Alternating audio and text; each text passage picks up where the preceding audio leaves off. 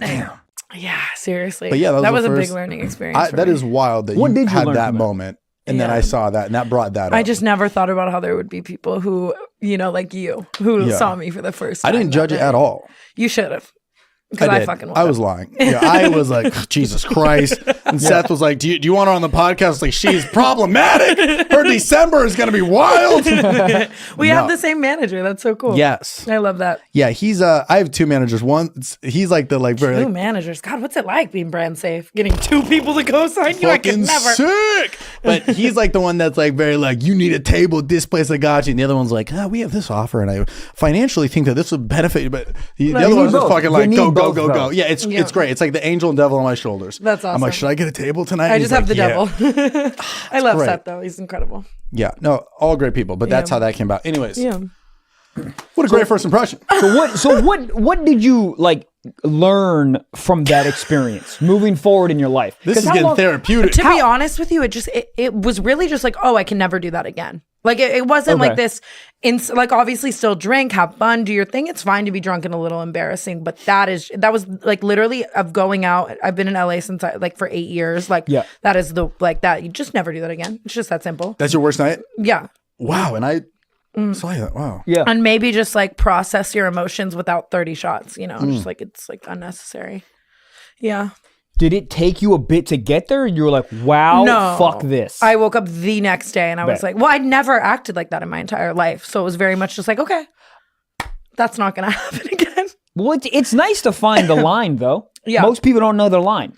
You found my line is so far before that as well. It's actually crazy. Like I was just an embarrassment to everything. I'm surprised I recovered from that, honestly. I'm sorry, I just kicked you. Playing footsies over here. Is Jeff gonna get mad? What's going on with Jeff? Yeah, Jeff. Are you beating it up or what? Jeff one of the hottest guys on He's YouTube. So hot. If him and Harry Jowsey had a child, I mean, it could be senator tomorrow. It is. I don't know. If Jeff had an accent. If Jeff had an accent. He's a little New York. He's got a little New York in him. I think he leans into it. First time I met him, he's like, hello, I'm Jeffrey. And I was like, cut this shit. Where's the wife beater t-shirt on? Right. So what's going on there? Is it we are just best friends, business partners. We have so much fun. Very good. Yeah. Yes, we are best friends. What does business partners mean? We're about to start a podcast together. Oh, there you go. Yeah, we're so excited. I think we're calling it Friends with Benefits. I'm not sure yet. Oh, because y'all really? are Because you guys get it. I'm thinking like benefits, like Friends with benefits. benefits. Do you think that's going to piss off the BFF people, or how do we feel about them? I mean, there was frenemies, there's BFFs, there's only friends. There's a lot of. It's a common word. Is that a? That's Carly and Aaron's podcast. Okay. But.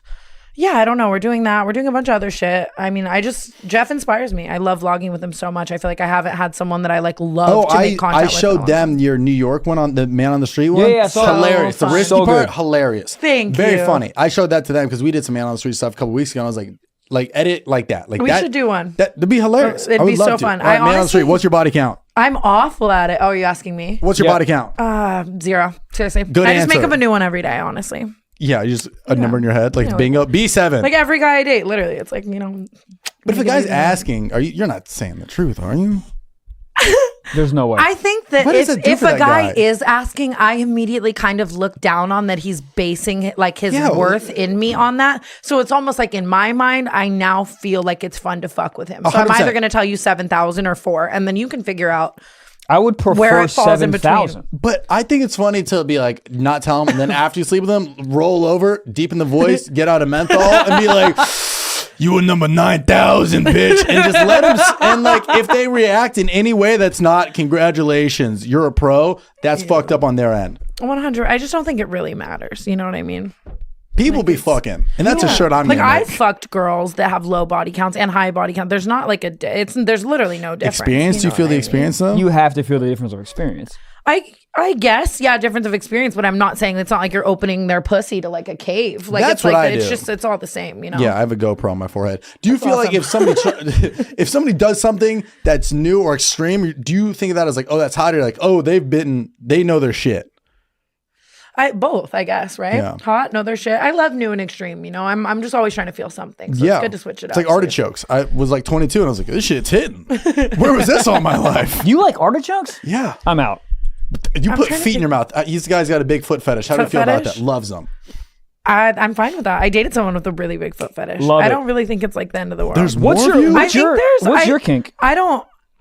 Your biggest Tattooed one, on I the face. Tattooed on the face. 100%. Just tic-tac-toe on the forehead. Just a I don't cologne know. that smells like heroin. I like rough people. Like definitely like beat my ass a couple times. Not outside of the bedroom, please. But Right. I don't know. Yeah. Foot fetishes are kind of like common, I feel like. They're more common than what the internet would tell you. Yeah. Well, a lot of people aren't like out about it, I think. Right. Because they think it's weird. I don't think it's weird. I think it's a very normal Have you thing. ever sucked a toe? No. Never? I tried.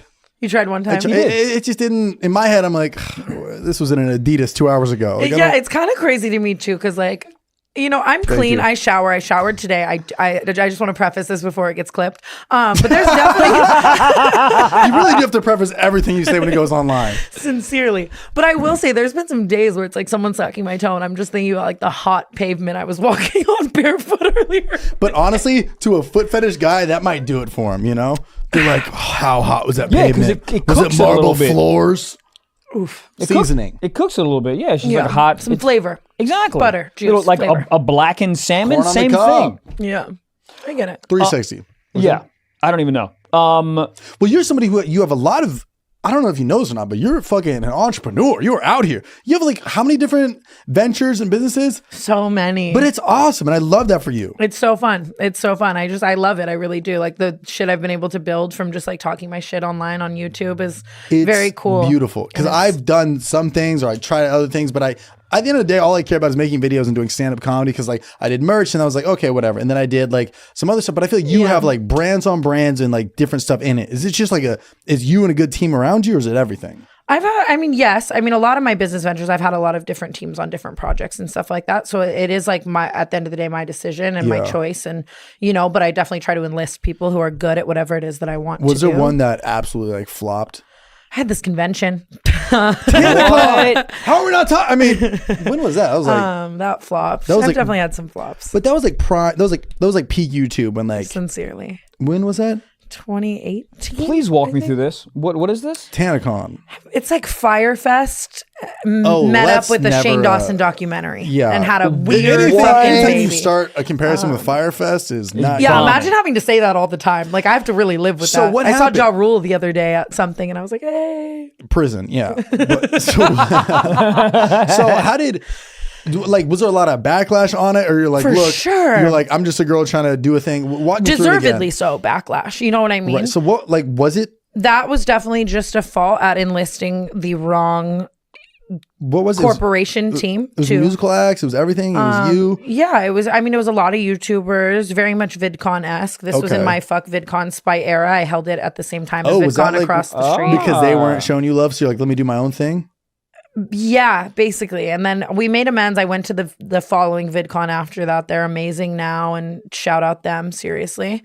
But it was just an awful Let us know how you time. really feel about VidCon. Now they're great. Shout out Jim Louderback. Sorry, I said fuck you in that one video. Seriously, we're You great now. said fuck first government name. Yes, sincerely, I was bad. But it's. I mean, now it's all. Do you it's all beef been with a lot hashed of out. people or not really? Yes. Or it just Not comes into your life? anymore. You used to? Now I feel like it's like unless you do some really fucked up shit to like me or someone I love, or it's just like obvious, some like Monty Lopez, something that I'm obviously gonna get. Like I was dragged into it, honestly, but once I wasn't gonna hold back. You know what I mean? Yeah. But now I'm not really seeking it. I do kind of think it just comes to me. There was a point in my life where it was like, okay, I'm controversial. How can I be controversial? And now it's Yeah. But just like that I'm related like, into video. So if something happened, you're like, all right, turn the camera on, boom, here's a new 100%. video. Then that's how people would like. I said a lot of stay in dumb with shit you. on the internet. But the for views, years. we're talking monetization, baby. We're talking. Barely. Think about me.